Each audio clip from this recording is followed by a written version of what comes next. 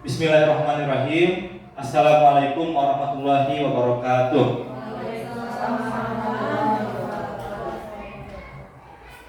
Buah nangka, buah kedong-dong.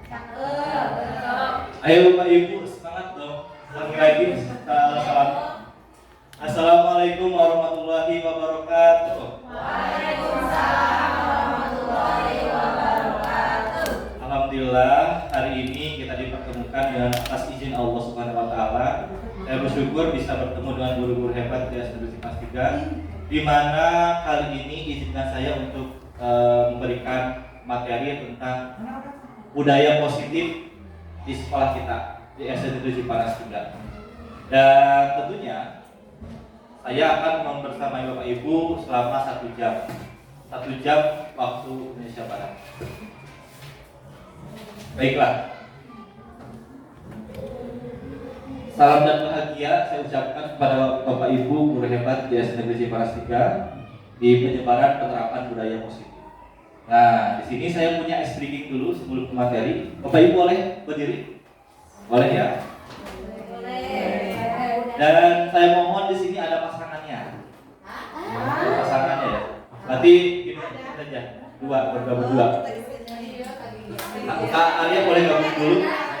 Boleh gabung dulu Arya, boleh gabung dulu. Dan Arya, Bu Nisa sama Kak Arya dulu. Budaya positif. Oke, udah ya. Kak Arya ada. Oh iya betul. Boleh Kak Arya dengan Pak Ridwan. Siap. Saling berhadapan. Mohon izin Bapak Ibu saling berhadapan. Saling berhadapan silakan dibuat mana mungkin. Mau di luar mana di area mana silakan. Kita akan melaksanakan ice breaking dulu. Sudah ya. Nah. Boleh ada teman-teman biar makin sabar.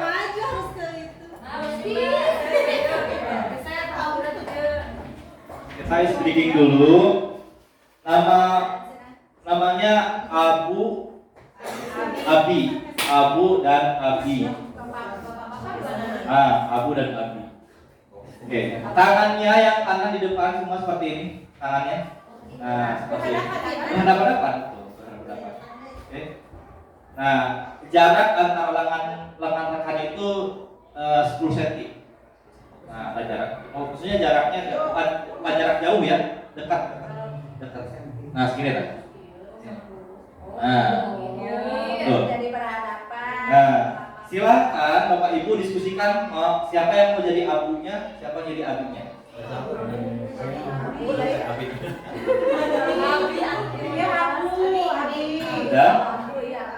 Ada yang jadi abu dan ada yang jadi abinya. Nah, ya kalau kata saya abu, maka yang namanya abu harus menangkap tangan yang abi. Yang abi harus menghindar. Ya, ditangkap. Ya, konsentrasi.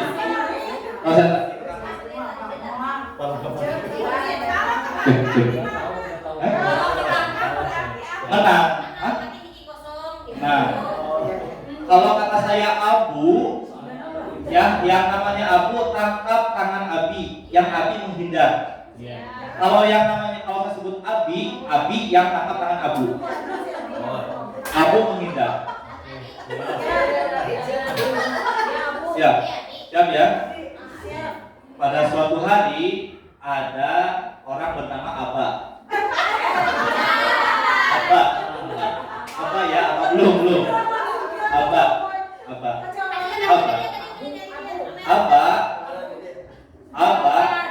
Ya. Aba adalah adik dari Abo. Adik dari Abo. Dan Abo adalah adik dari Abi.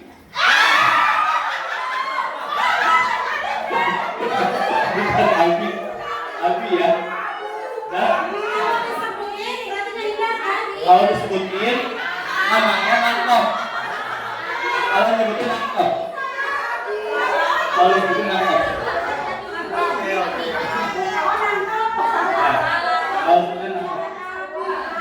Abi, ya, kang lagi ya. Ya. Abu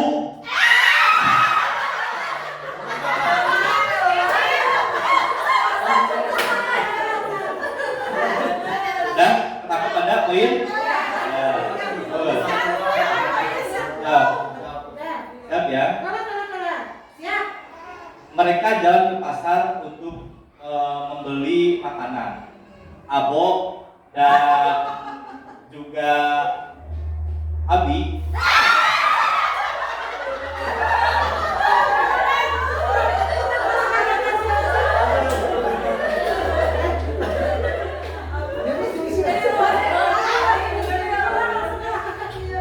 mereka akan pergi ke rumah temannya yang bernama Abid.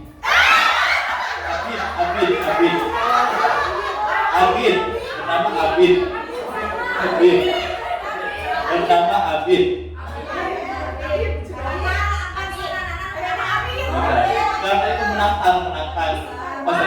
Konsentrasi. Abid. Setelah sampai di rumah Abid, maka Abu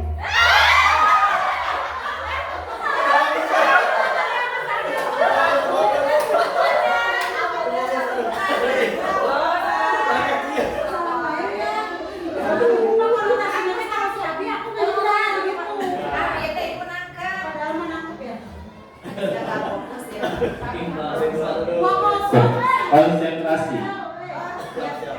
Setelah di rumahnya, mereka saling bercanda gurau dan Abah pun bertanya kepada Abid. Tanya kepada Abid. Abid itu siapa? Oh, itu teman Abid, namanya Abu.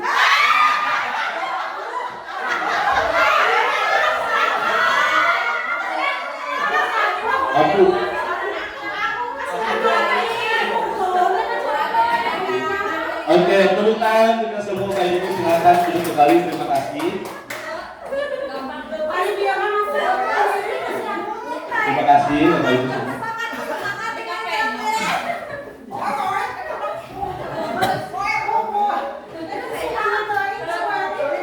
Baiklah, tadi permainan speaking namanya Abu dan Abi. Sebenarnya bisa diganti ya, terserah mau nama siapa. Namun saya terapkannya nama Abu dan Abi agar fokus siswa itu harus jeli. Karena Abu Abi nanti bisa melebar kemana-mana, bisa Abi, Abu dan lainnya. Baik Bapak Ibu semua, di sini saya akan memaparkan dulu konsep inti budaya positif, di mana konsep inti budaya positif ini terbagi jadi 8 poin. Ada perubahan paradigma belajar, disiplin positif, teori motivasi perilaku manusia, keyakinan kelas. Dan keyakinan kelas akan saya timbulkan atau munculkan lebih dari yang lainnya. Poin inti output yang akan kita hasilkan yakni keyakinan kelas. Selanjutnya ada hukuman dan penghargaan. Hukuman, apakah perlu ada hukuman? Penghargaan, apakah perlu ada penghargaan? Nanti kita akan bahas. Kebutuhan dasar manusia, posisi kontrol guru, dan segitiga restitusi. Ini adalah pemecahan masalah. Dari memecahkan masalah dengan segitiga restitusi. Pertama, pembelajaran dengan paradigma baru dirancang berdasarkan prinsip pembelajaran berdiferensiasi, sehingga setiap siswa belajar sesuai dengan kebutuhan dan tahap perkembangannya. Pertanyaan yang paling akan muncul, apakah pembelajaran berdiferensiasi itu harus berkelompok? Ya tentu tidak. Jikalau tidak berkelompok, seperti apa? Jikalau kita ada siswa 20 orang, berarti kita harus memiliki 20 cara metode pembelajaran. Cara supaya kebutuhan anak itu terpenuhi 20 orang itu. Kalau memang dengan cara tadi berkelompok bisa memenuhi kebutuhan siswa itu, maka dilakukan berkelompok. Karena setiap siswa memiliki kepribadian berbeda. Setiap siswa memiliki kemampuan, kebutuhan pembelajaran yang berbeda. Jadi kita harus berpikir bagaimana supaya anak itu nyaman dan terpenuhi kebutuhannya di kelas. Tentunya kita sebagai pelayan di bidang pendidikan, customer kita adalah siswa. Kebutuhan siswa itu lebih penting dari kebutuhan orang tuanya, karena kita oleh pemerintah ditugaskan untuk menjadi pelayan siswa. Otomatis mereka lah objek yang harus kita lakukan dalam memulai perubahan sikapnya.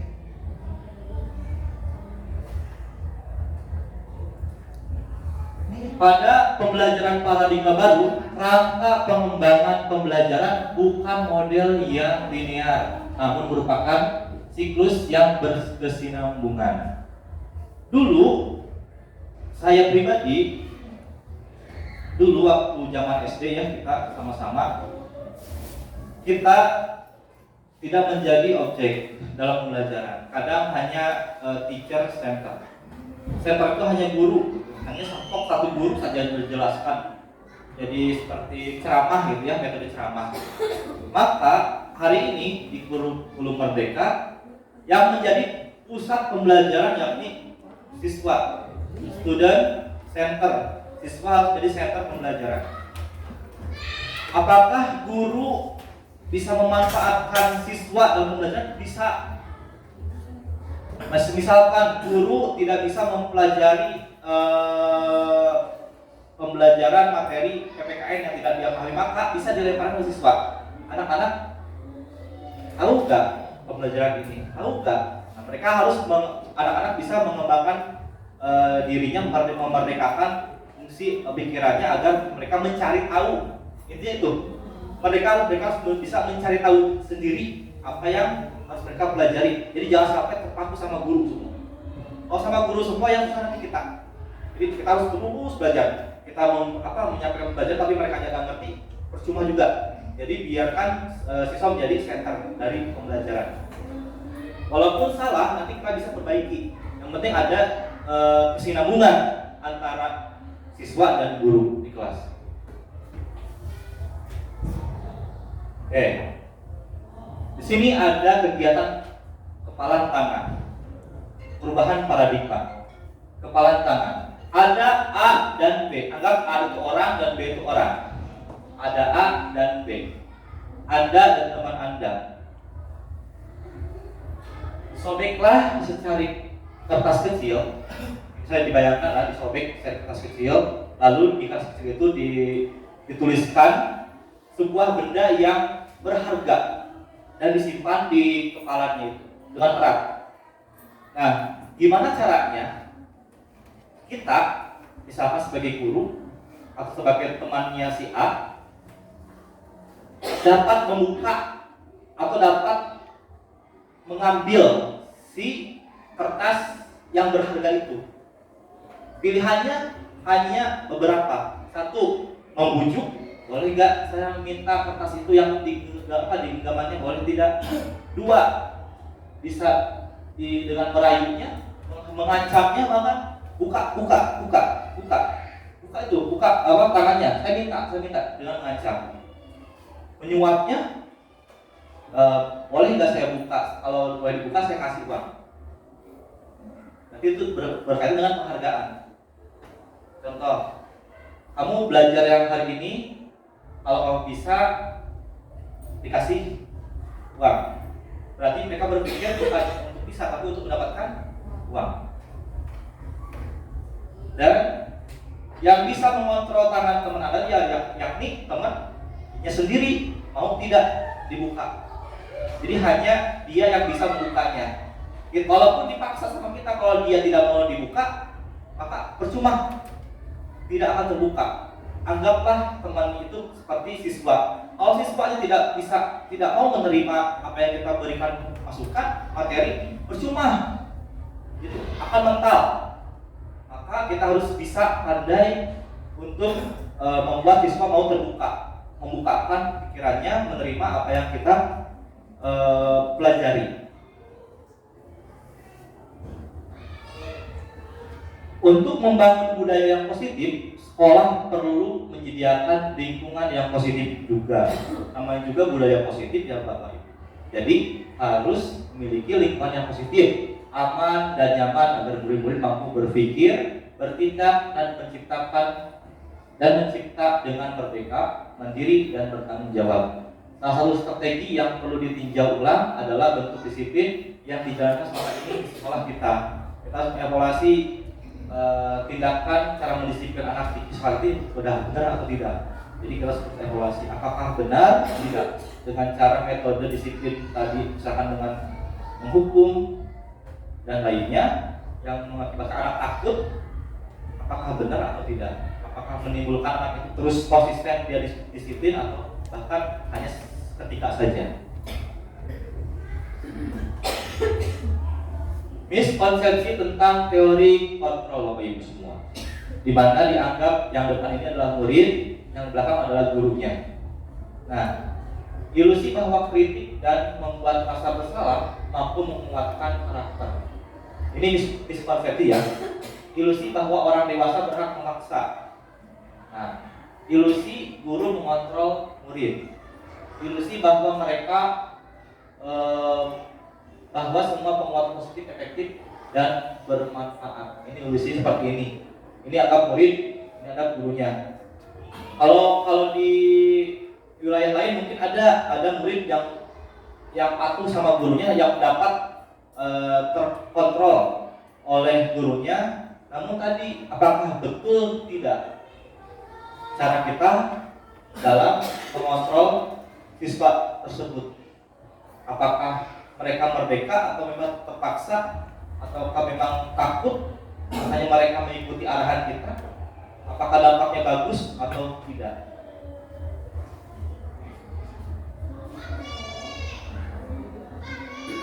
Ilusi guru mengontrol murid.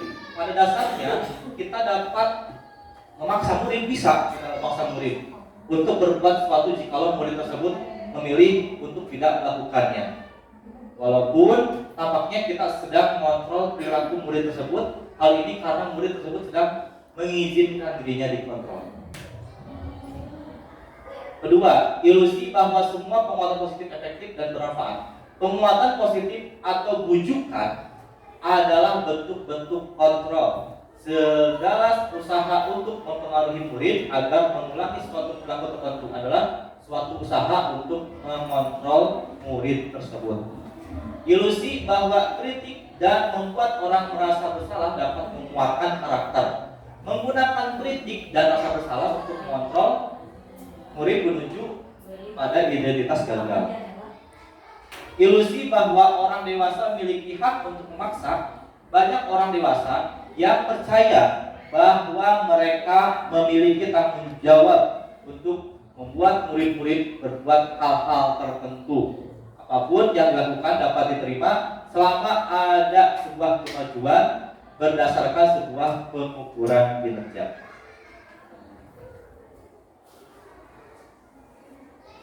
Mengubah paradigma stimulus respon ke pendekatan teori kontrol. Stimulus respon. Kita mencoba mengubah orang agar berpandangan dengan kita sama. Bisa tidak? Mungkin bisa. Tapi kita tidak tahu caranya seperti apa. Apakah konsisten nggak bisa mengikuti pandangan dari kita? Mungkin tidak konsisten. Manusia itu kadang tidak konsisten. Teori kontrol pilihan, kita berusaha memahami pandangan orang lain di dunia. Perilaku buruk dilihat sebagai suatu kesalahan. Kita rubah, semua perilaku memiliki tujuan. Orang lain bisa mengontrol saya. Orang lain bisa mengontrol saya. Kita rubah, hanya Anda yang bisa mengontrol diri Anda. Oke, orang lain bisa mengontrol saya, bisa. Tapi yang bisa mengontrol hanya saya. Orang lain itu hanya membujuk, tapi saya mau terima nggak bujukannya itu karena saya yang bisa mengontrol, bukan Anda. Sama ke murid, kita bisa mengontrol murid. Nah, pertanyaannya apakah murid bisa mengontrol dirinya sendiri untuk menerima apa yang kita lakukan? Selanjutnya, pemaksaan ada pada saat bujukan gagal. Karena kita gagal membujuk, dipaksa terus, dipaksa, dirubah kolaborasi dan konsensus menciptakan pilihan-pilihan baru. Oke, kalau kamu misalkan nggak bisa seperti ini, kamu pengennya apa sih? Sok seperti apa? Ide kamu seperti apa? Karena ini siswa pusat siswa, kita kan bujuk ya. Ada bapak abdi biasa dia dibujuk terus, dipaksa. Kalau dipaksa dia tetap menolak, otaknya percuma. Jadi kita buat pilihan seperti apa yang kamu inginkan, seperti apa yang kamu inginkan, supaya agar tujuan kita tercapai. Model berpikir menang kalah menjadi model berpikir menang dan menang.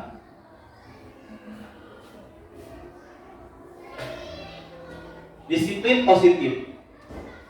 Dalam budaya kita, makna kata disiplin telah berubah menjadi sesuatu yang dilakukan seseorang pada orang lain untuk mendapatkan kepatuhan. Kamu patuh berarti kamu disiplin. Kita cenderung menghubungkan kata disiplin dengan ketidaknyamanan. Ketidaknyamanan itu disiplin. Ya, dulu gitu. Wayahna kamu tidak nyaman asal kamu disiplin. Di push up asal kamu disiplin. Dia tidak nyaman tapi harus disiplin. Dihukum misalkan jongkok seperti apapun itu tidak nyaman bagi dia, tapi dia akan disiplin.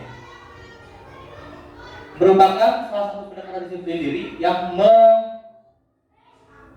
memampukan seorang untuk mengontrol perilakunya dalam kesadaran dan bertanggung jawab atas tindakannya sebagai wujud penghormatan diri sendiri dan orang lain. Dengan disiplin, dengan disiplin berarti anak-anak menghormati dirinya sendiri dan menghormati orang lain. Nah, itu kuncinya. Dengan disiplin, misalkan anak-anak itu disiplin. Untuk apa? Untuk menghormati diri sendiri dan orang lain. Ya. Jadi disiplin itu bukan takut dihukum. Apa sih takut dihukum Pak? Takut ini Pak? Takut dihukum apa? Bukan. Disiplin untuk menghormati diri sendiri dan orang lain. Sebagai pendidik, tujuan kita adalah menuntun murid untuk memiliki disiplin diri. Ini yang susah bagi kita memang ya. Disiplin diri mereka itu susah. Sehingga mereka bisa berperilaku yang mengacu pada nilai-nilai kebajikan universal dan memiliki motivasi intrinsik bukan ekstrinsik. Nah, ada bacaan dilarang membuang sampah sembarangan. Tapi masih ada yang membuang sampah sembarangan. Apakah kata-kata dilarang membuang sampah sembarangan itu mereka tahu gak dilarang apa? Dilarang membuang sampah sembarangan. Masih ada yang membuang sampah sembarangan. Berarti ada yang salah dari kata-katanya mungkin. Dilarang membuang sampah sembarangan. Jadi terkadang apa yang dilarang itu dilakukan. Dilarang berkata kasar, tapi dilakukan. Jadi kadang dilarang itu tidak membuat orang itu dilarang itu apa ya mungkin apa gitu.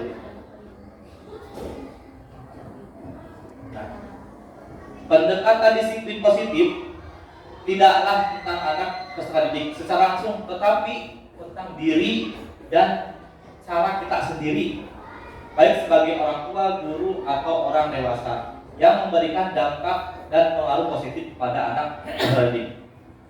Kenapa disiplin positif? Disiplin positif betul bukan untuk murid, tapi untuk diri kita sendiri. Mulainya dari diri kita sendiri dan endingnya yakni teladan.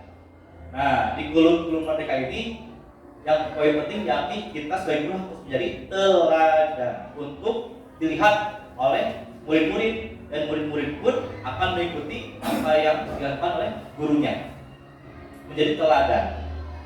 Maka tersebutlah di sini pendekatan disiplin positif tidaklah tentang anak secara langsung, tetapi tentang diri dan cara kita sendiri sebagai orang tua, guru atau orang dewasa.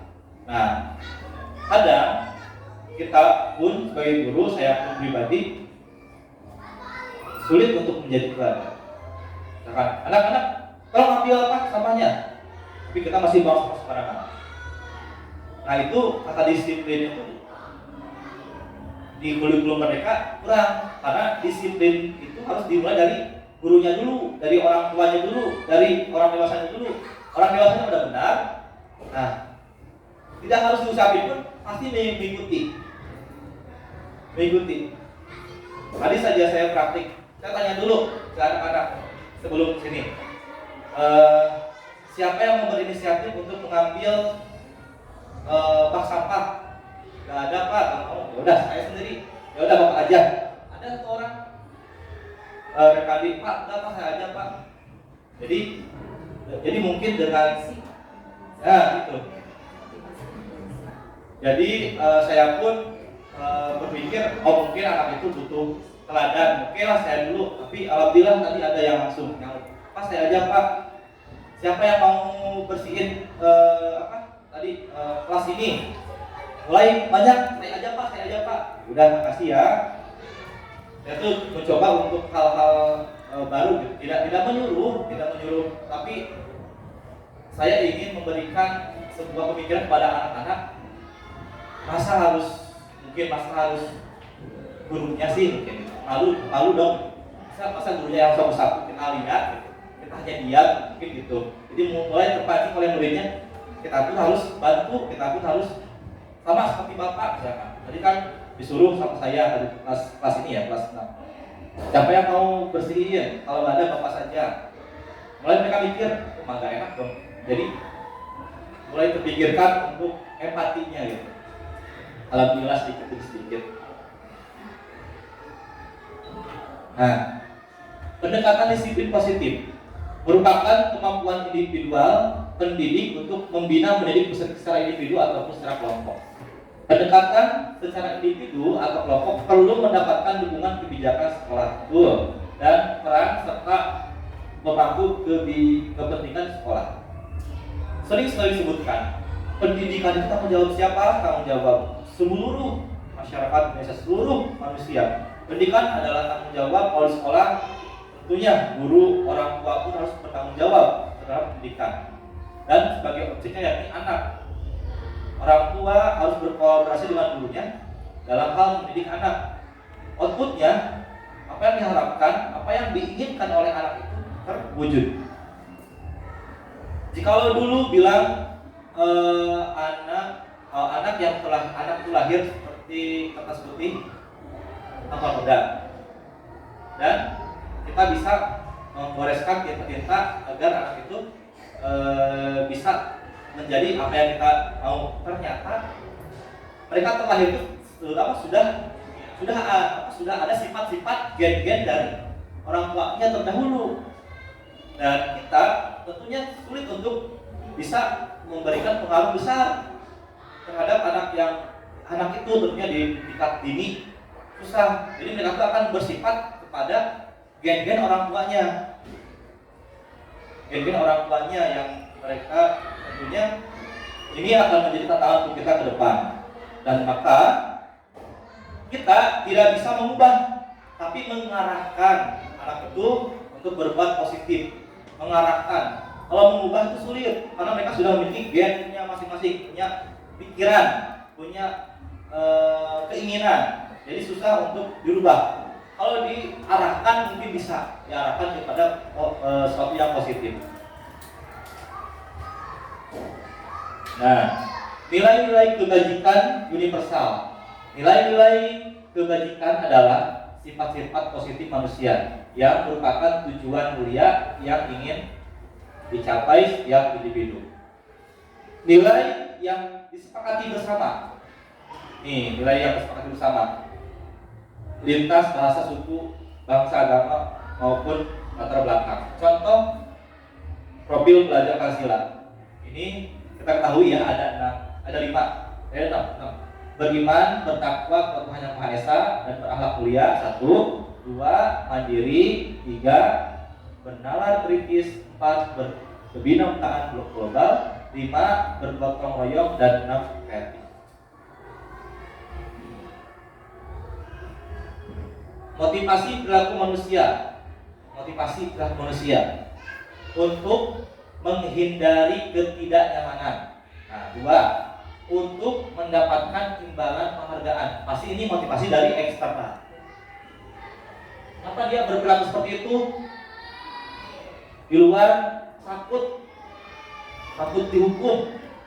Kenapa dia seperti itu? Untuk mendapatkan imbalan. Tapi yang paling penting dia harus memiliki motivasi internal, yakni untuk menghargai diri sendiri. Kita harus menyampaikan kepada anak-anak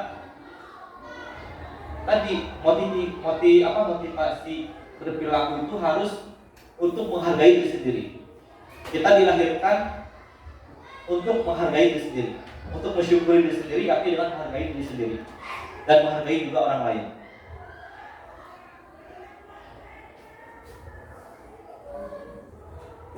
Nah ini menurut Ki Hajar Dewantara, merdeka itu artinya tidak hanya terlepas dari perintah,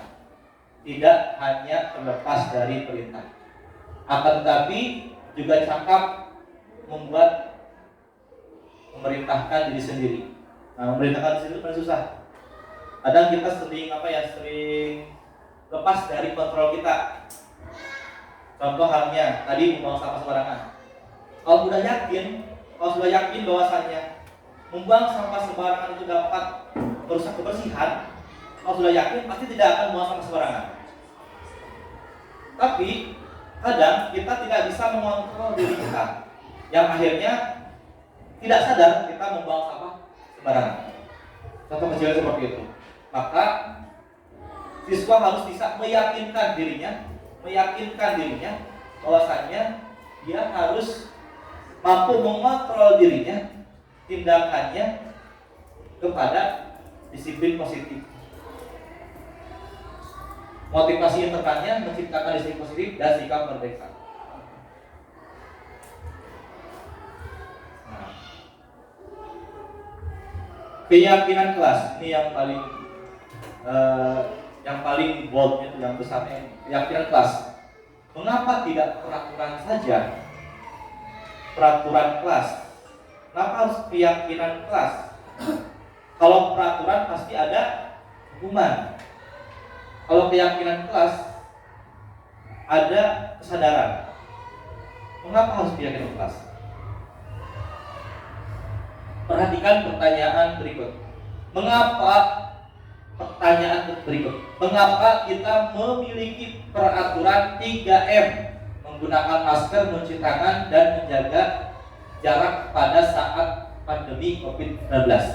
Ini pertanyaan ya. Pertama dulu. Mengapa kita memiliki peraturan 3M? Yakni menggunakan masker, mencuci tangan, dan menjaga jarak pada saat pandemi COVID-19. Ada yang bisa jawab dulu? Ada yang ingin memberikan tanggapan? Boleh Pak Ridwan? Yang pertama dulu. Mengapa kita memiliki peraturan 3M menggunakan masker, mencuci tangan, dan menjaga jarak pada saat COVID-19? Menurut Bapak gimana? Oke, menurut saya pribadi untuk menjawab pertanyaan mengapa kita memiliki peraturan 3M menggunakan masker, mencuci tangan, dan menjaga jarak pada saat pandemi COVID-19. Jawabannya adalah sebagai langkah antisipasi atau usaha kita supaya terhindar dari pandemi COVID-19. Berarti disimpulkan nilai kebajikannya yaitu adalah menjaga kesehatan. Yang kedua, mengapa kita memiliki peraturan harus menggunakan helm apabila mengendarai kendaraan bermotor? Ada? Bu Rina gimana? Nomor 2.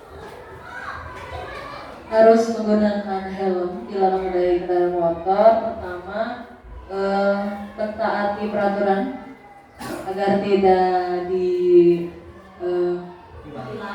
ditilang oleh polisi. Yang utamanya adalah menjaga keselamatan diri. Bagus, tepuk tangan untuk Kristina dong. Kita ambil yang utamanya saja. Yang utamanya yakni menjaga keselamatan. Selanjutnya, mengapa kita memiliki peraturan harus datang tepat waktu pada saat mengikuti pelatihan atau sekolah? Tambah ya, mengapa kita memiliki peraturan harus datang tepat waktu pada saat jam sekolah? Gimana Bu Ning? Mengapa kita harus datang tepat waktu saat pelajaran? Yang pertama adalah untuk menerapkan disiplin dan juga untuk memberikan keteladanan kepada siswa. Oke. Kalau seandainya kita jadi guru ya, kalau jadi siswa misalkan, mengapa kita harus datang tepat waktu saat jam pelajaran? Gimana Bu Ning? Supaya tidak terlambat Ya. dan tidak mendapat hukuman dari guru. Tidak terlambat dan tidak mendapatkan hukuman. Oke, kita ambil sikap positifnya. Sikap positifnya ya, dari kebajikannya. Mengapa kita memiliki peraturan harus datang ke sekolah tepat waktu? Tadi betul untuk disiplin dan untuk menghormati dan menghargai. Ya, menghormati dan menghargai berarti nilai pendidikan harus menghormati dan menghargai. Karena peraturan ini pasti sudah dibuat nih, sudah dibuat. Misalkan datang jam 7. Kalau kita melanggar berarti tidak menghormati dan tidak bertanggung jawab, berarti nilai kebajikannya harus menghormati dan menghargai, harus bertanggung jawab. Nah, untuk mendukung motivasi intrinsik kembali ke nilai-nilai keyakinan lebih menggerakkan seseorang dibandingkan mengikuti serangkaian peraturan. Dan ini, bagaimanakah membuat keyakinan kelas? Tanda tanya. Pertama, lebih abstrak dari peraturan. Keyakinan kelas itu lebih abstrak, samar dari peraturan, berupa pernyataan universal, dibuat dalam bentuk kalimat positif, sedikit saja agar mudah diingat. Nah, agar mudah diingat ya. Sesuai dengan kondisi kelas dan sekolah agar mudah diterapkan. Semua warga kelas dan sekolah dilibatkan saat membuat keyakinan kelas. Pertama, lebih abstrak dari peraturan. Jelas, keyakinan kelas itu bukan berupa peraturan, karena di dalam itu nilai-nilainya nilai kebajikan semua. Nilai kebajikan kayak tadi, menghormati, terus menjaga kebersihan, terus menjaga keselamatan, lebih simpel dan dibuat dalam bentuk kalimat positif. Kayak dilarangnya diganti, jadi misalkan dilarang membuang sampah sembarangan, diganti sama kita menjadi membuang sampah pada tempatnya. Ya, jadi nilai kalimatnya diganti, dilarang ngobrol di kelas, dirubah menjadi saling menghormati dan menghargai saat pembelajaran. Dan nilai kalimat positif. Nah, tentukan keyakinan kelas dan dari peraturan berikut nih. Saya bertanya pada Bapak Ibu semua yang hebat. Selalu kembalikan buku ke tempatnya. Tanggung jawab. Ini merupakan keyakinan kelas atau bukan? Selalu kembalikan buku ke tempatnya. Keyakinan, betul. Dilarang mengganggu orang lain. Peraturan. Kita ganti menjadi keyakinan menghormati orang lain. Hadir di sekolah 15 menit sebelum pembelajaran dimulai. Ini peraturan. Ganti keyakinan kelasnya menghormati orang lain, berkomitmen. Keyakinan. Dilarang melakukan kekerasan. Peraturan. Keselamatan menghormati orang lain adalah keyakinan. Kenapa kita keyakinannya harus keselamatan dan menghormati orang lain agar tidak menimbulkan kekerasan. Makanya kita ke siswa kita nilaikan terapkan keyakinan keselamatan menghormati orang lain. Biar anak itu nempel katanya keselamatan menghormati orang lain. Nah, mulai terbayang lagi, mengapa lagi otaknya? Keselamatan itu seperti apa ya? Berarti jangan seperti apa ya? Apa ya? Jadi biar mereka berpikir arti keselamatan, menghormati orang lain, menghormati orang itu seperti apa ya? Jadi biar mereka tuh berpikir terus menerus dari kata intinya keselamatan dan menghormati orang lain. Dilarang menggunakan narkoba. Tentunya nilai kelasnya kesehatan. Terus bergantian atau menunggu giliran, menghormati orang lain, bersabar. Menghormati yang jahat. Di kelas 1 kita buat keyakinan kelas ya. Pertama, setuju nggak kalau kita harus menghormati orang lain? Setuju dan bersabar. Oke, kira-kira cara menghormati orang lain itu seperti apa ya? Nah, biar mereka tuh berpikir. Dari nilai intinya saja menghormati orang lain. Karena banyak kan menghormati orang lain kalau dicabang-cabangkan. Bersabar banyak juga cabang-cabangnya. Bersabar dalam apa? Tapi nilai intinya paham, bersabar. Biar mereka jabarkan dulu, bersabar, antri, terus istirahat dan istirahat lalu bersabaran. Bersabar. Gunakan masker kesehatan keselamatan. Jangan berlari di kelas atau di koridor. Keselamatan dan keamanan. Keselamatan dan keamanan. Misalkan di kelasnya ada huruf besar misalkan. Keselamatan dan keamanan. Mereka baca tiap hari keselamatan. Mereka tuh akan orang itu mulai keselamatan dan keamanan.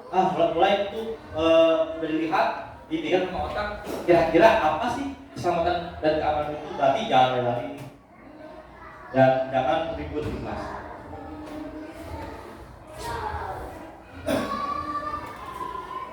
Kegiatan pemantik. Bacalah kasus Ibu Anas di bawah ini dan cobalah jawab pertanyaannya. Oke, ada yang mau baca? Bu Pena boleh baca? Kelihatan nggak? Iva kurang menguasai pelajaran matematika, sehingga pada saat pelajaran tersebut berlangsung, dia lebih banyak berdiam diri atau menggambar di buku pelajarannya. Pada saat guru matematikanya Kaseno menanyakan pertanyaan, ia menjadi gugup dan tak sengaja menjatuhkan tasnya dari kursi, serta tiba-tiba menjauh, gagap pada saat berupaya menjawab. Seluruh kelas pun tertawa melihat perilaku Iva yang bicara tergagap dan terkejut tersebut. Kaseno pada saat itu membiarkan teman-teman menertawakan Iva yang tergagap dan malu luar biasa, dan malahan minta Iva untuk maju ke depan dan berdiri di depan kelas sambil menunjuk hidungnya karena tidak bisa menjawab pertanyaan Kaseno. Kelas makin gaduh dan anak-anak pun tertawa melihat Iva di depan kelas memegang ujung hidungnya.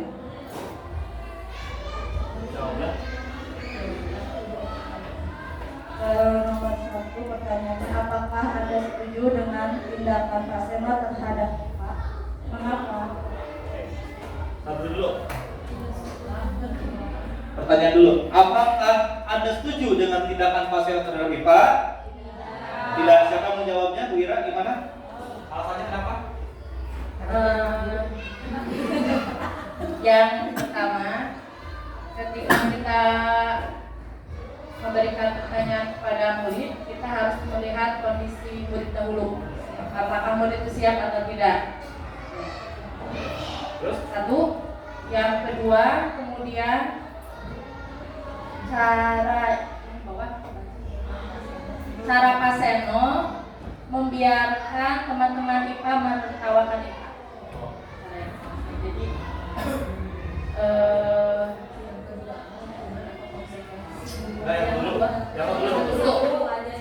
Setuju ya, tadi apa? Tindakan tidak setuju. Alasannya karena yang pertama, Kaseno memberikan pertanyaan ketika anak belum siap. Nanti kan konsekuensinya si anak akan ditertawakan sama temannya. Yang kedua, Kaseno-nya ikut membuli, membiarkan teman-temannya menertawakan Pak. Tepuk tangan dong untuk Bu Ira. Yang kedua, menurut Anda tindakan Pak Seno terhadap IPA adalah sebuah hukuman atau konsekuensi? Pilihannya dua ya. Apa apakah itu hukuman atau konsekuensi yang Mas Eno lakukan ke IPA? Nah, saya akan minta Bu Endang selaku anak dari IPA menjawab. Orang juga dari IPA. Dua dari IPA. Menurut Anda, tindakan Mas Eno terhadap IPA adalah sebuah hukuman atau konsekuensi. Yang satu hukuman itu tidak, konsekuensi juga sebenarnya tidak masuk ke konsekuensi sebenarnya. Menurut saya ya. Oke. IPA kan dikeluarkan karena apa? Karena tidak memperhatikan. Nah, itu bentuk konsekuensi apa hukuman? Jatuhnya sih konsekuensi, Nah, berarti tapi konsekuensi ya. Setuju konsekuensi bukan hukuman ya? Iya. Konsekuensi. Terus? Mengapa konsekuensi?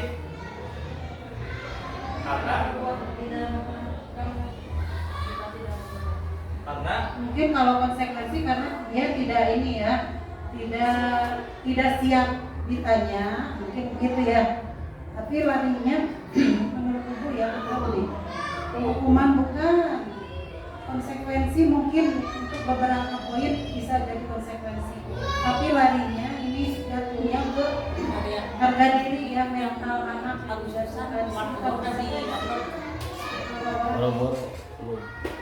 kalau konsekuensi emang harusnya tuh ya bongkar aja kan itu ya. Oke, kita ajarkan lagi. Dari mana sih menjatuhkan sini jawab? menjatuhkan beras dari anak bubuk ya atau terjadap caranya IPA itu menggambar di pelajarannya, bukan pelajaran matematika yang nggak belajar matematika, Pak. Jadi Pak Seno memang sengaja untuk menanyakan pertanyaan karena memang IPA itu tidak memperhatikan diri yang dari ceritanya. Berarti yang menjadi informasi itu pada IPA itu hukuman untuk IPA atau konsekuensi IPA karena tidak bisa memperhatikan. Berarti konsekuensi ya? konsekuensi ya. Konsekuensi. Ada sih. Hah? Oke. Bu Sumi, buku pertama lain? Bu Sumi. Menurut Sumi, IPA ini dihukum atau mungkin tindakan IPA seperti itu dia harus dikeluarkan oleh Mas Eno karena bentuk konsekuensinya. Kalau menurut saya dengan cerita tadi ya, sepertinya itu lebih ke hukuman karena satu Pak Seno setelah kejadian itu dipak seperti itu lalu disuruh ke depan dan memegang hidungnya, itu suatu hukuman menurut saya. Terus dan hal itu tidak usah terjadi, tidak usah seperti itu tindakan Pak Seno. Lebih ke Pak Senonya sendiri harus introspeksi, harus tahu karakteristik anak itu ya. Kan tadi diceritakan IPA-nya kurang menguasai pelajaran matematika. Mungkin ada teknik tertentu biar anak-anak suka matematika. Jadi konsekuensi bukan konsekuensi, itu lebih ke hukuman, apalagi dia membiarkan teman-temannya menertawakan dan ditambah hukuman dari dia sendiri, itu sangat hukum sekali untuk peserta didik. Konsekuensi kayaknya Pak. Oke, berarti silakan. Nah, Bu bisa silakan. Bu berpikir kalau mau ini hukuman, berarti punya jawaban sendiri. Kalau konsekuensi berarti punya jawaban sendiri ya. Oke, jawaban yang benar konsekuensi. Karena mungkin IPA tadi sedang menerangkan dan menggambar. Jadi konsekuensinya keluar.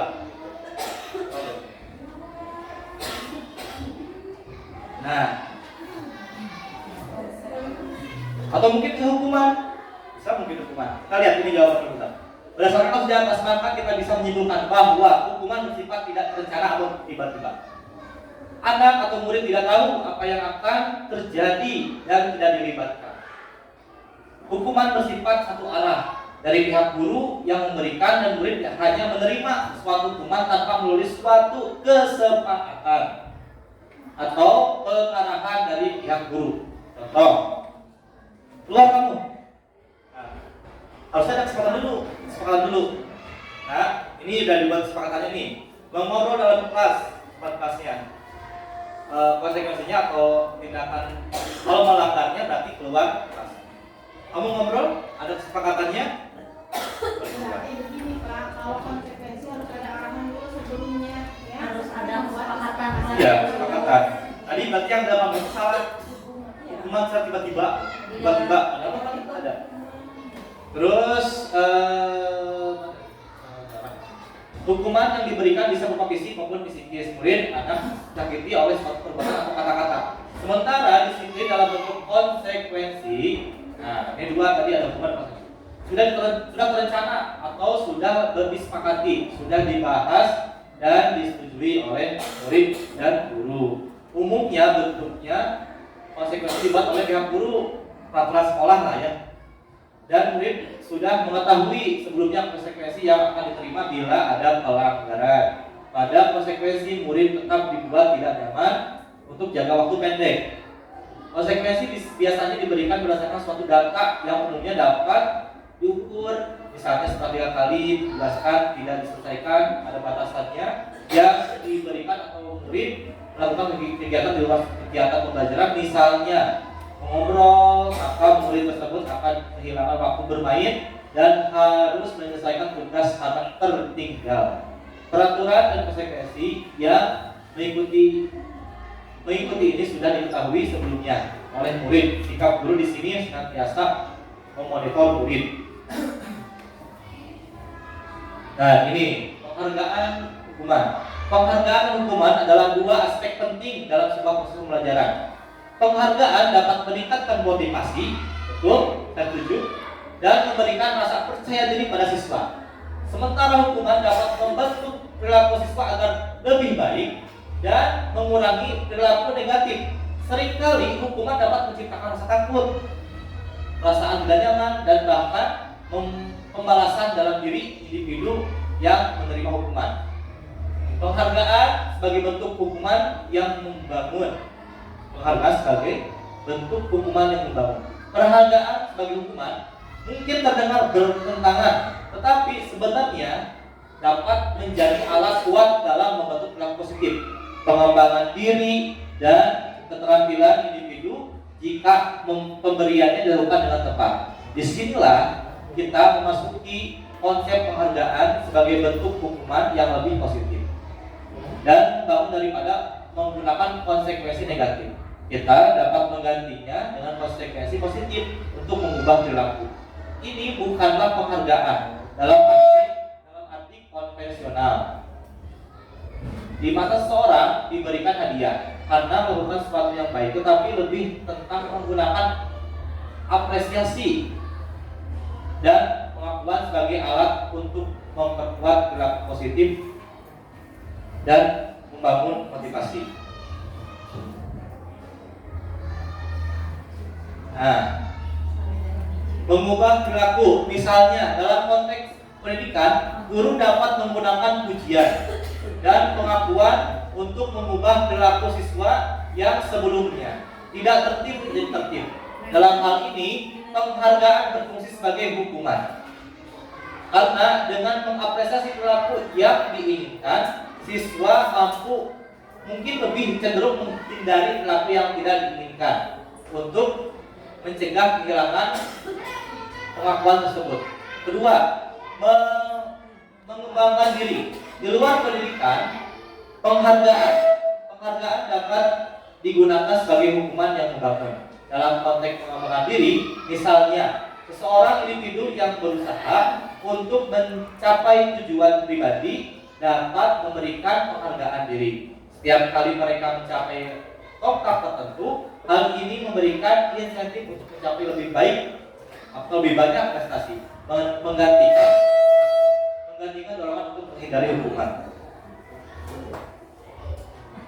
Nah, kita langsung ke sini, Bu. Kebutuhan dasar manusia ada 5. 1. Bertahan hidup, survive, bertahan hidup. 2. Kasih sayang. 3. Kebebasan. 4.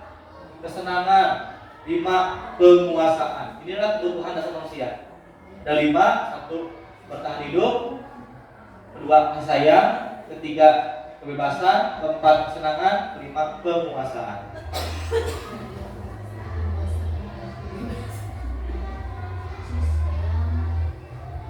Nah, ini 5 posisi kontrol guru terhadap murid. Ada 5 juga. Kita bisa menjadi penghukum, kita bisa menjadi pembuat merasa bersalah, kita bisa menjadi teman, kita bisa menjadi pemantau, dan kita bisa menjadi manajer. 5 posisi kontrol kita sebagai guru. Bisa menjadi penghukum, bisa menjadi pembuat merasa bersalah untuk siswa, bisa menjadi teman, bisa juga menjadi pemantau, bisa manajer, apalagi bisa.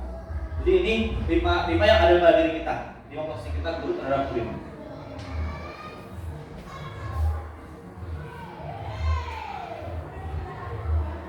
Segitiga restitusi. Nah, segitiga restitusi yang tadi sudah saya singgung, ada 3 segitiga restitusi. Pertama, menstabilkan identitas. Kedua, memvalidasi kebutuhan. Ketiga, menanyakan keyakinan. Tentunya ini berkaitan dengan keyakinan yang dibuat. Sebelum adanya segitiga restitusi, Bapak Ibu bikin dulu keyakinan kelasnya. Keyakinan yang dibuat di kelasnya. Kayak tadi, menjaga kebersihan. Menjaga kebersihan. Contoh kasus kan? Menjaga kebersihan. Di kelas kita ada siswa yang membuang sampah sembarangan. Itu bisa menjadi sebuah masalah. Kita panggil anak itu. Menstabilkan identitas itu artinya kita tahu nih orangnya siapa yang membuang sampah itu siapa. Kita tahu misalkan si A, dia suka membuang sampah sembarangan. Validasi kebutuhan.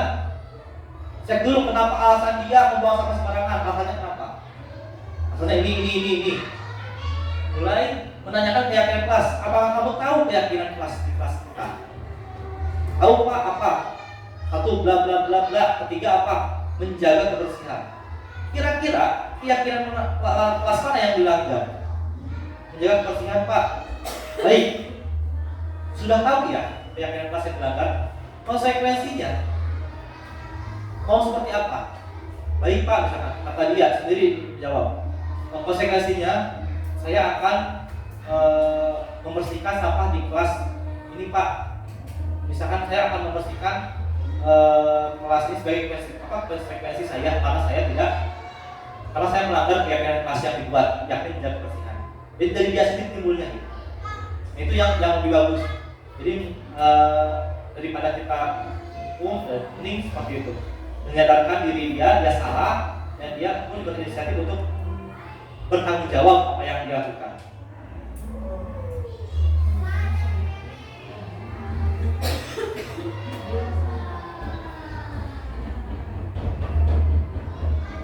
Oke, dan akhirnya kita ke sesi penutup Bapak Ibu semua. Mari belajar bersama, berkolaborasi, saling mendukung demi mewujudkan disiplin positif sekolah kita, sehingga dapat menciptakan karakter profil pelajar Pancasila. Mungkin itu penutup dari kegiatan ini. Kita sudah 1 jam, mohon maaf waktunya. Alhamdulillah tak terasa sudah, dan saya menyampaikan terima kasih atas waktu Bapak Ibu guru hebat di STB Cipastika ini. Semoga kita terus berupaya merubah perilaku diri kita sebagai guru dan bisa menjadi teladan untuk siswa-siswi kita di STB Cipastika. Saya tutup dengan mengucapkan hamdalah sama-sama. Alhamdulillahirobbilalamin. Terima kasih atas waktunya. Wassalamualaikum warahmatullahi wabarakatuh.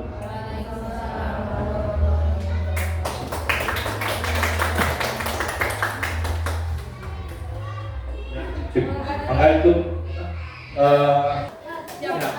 siswa hari ini langsung saja kita akan membuat sebuah keyakinan kelas. Keyakinan kelas ini adalah kesepakatan kita bersama. Kita yakin bahwasanya apa yang dilakukan itu untuk kemajuan diri kita masing-masing. Kita ingin disiplin. Disiplin itu ada pada siapa? Pada diri kamu sendiri. Yang bisa buat kamu disiplin dari diri kamu sendiri, bukan karena bapak, karena kamu sendiri. Bisa disiplin? Bisa. Tapi misalkan kamu yang tidak mau menerima disiplin, tidak akan pernah menjadi disiplin. Jadi hanya diri kamu yang dapat mengontrolnya. Kamu bisa buang sampah sembarangan bisa gak? Bisa. Kamu bisa buang sampah pada tempatnya gak? Bisa. Siapa yang mengaturnya? Kita. Diri kamu sendiri. Gak mungkin bapak bilang misalkan ya contoh, Wapda tolong buang sampah sembarangan. Kalau Wapdanya gak mau susah, gak mungkin bisa. Jadi yang bisa itu hanya Wapda sendiri. Mau atau tidak, menggerakkan hatinya, menggerakkan tangannya untuk mengambil sampah dan membuang ke sampah. Siap? Keyakinan kelas. Keyakinan kelas kita akan buat.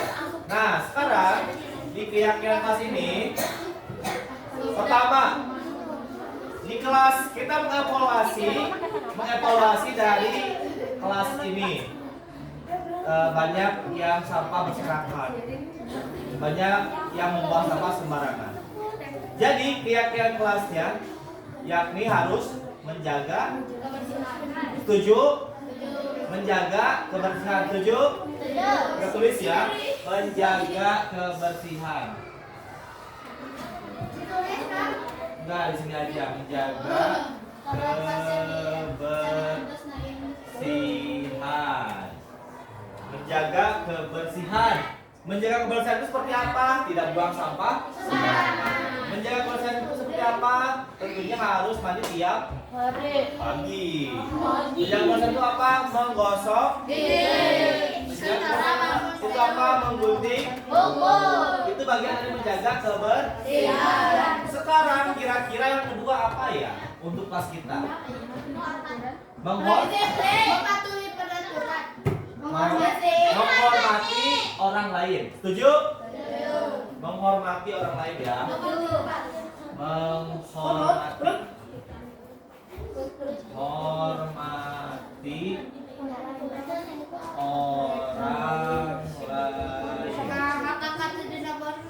Menghormati orang lain. Setuju ya? Menghormati orang lain itu seperti apa saja? Apa saja contohnya? Sopan santun, terus menyapa ramah, apalagi? Menghormati orang lain, menyayangi, murah senyum, terus? Nah, selanjutnya yang ketiga apa ya yang cocok untuk apa? Disiplin. Apa? Bertanggung jawab. Boleh. Bertanggung jawab.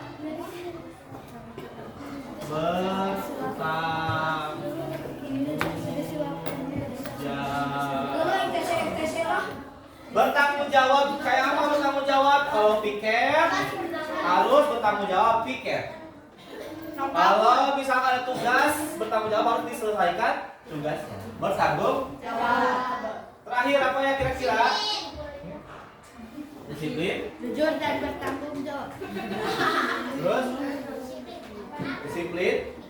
Disiplin itu kayak apa sih? Jujur dan bertanggung jawab. Disiplin Menghargai.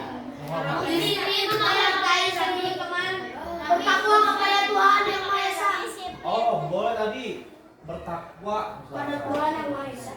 Atau kepada teman ibu. Ya, harus satu tadi. Ya, berarti kita harus tadi gimana kalau jujur? Setuju? Berjujur. Jujur ya, jujur. Kalau ke WC, on WC jajan. Pak mau nggak beli air saja, jangan beli yang lain. Nanti ke WC jajan. Baiklah. Nah, Kesepakatan ini kita tanda tangani. Bawa pulpen. Bawa. Enggak. Yang nggak bawa pulpen silakan pinjam pulpennya. Ya. Sekarang silakan kalian tanda tangan di sini semua. Pertama dulu dari barisan yang rapi dulu. Dari sini, sok silakan tanda tangan. Bawa.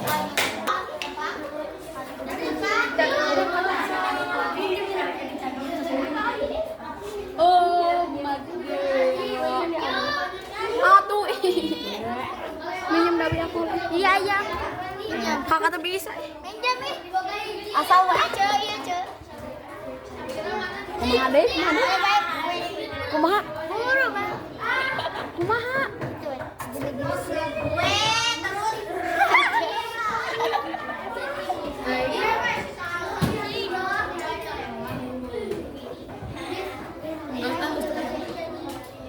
Siap-siap barisan yang ini dulu. Aku.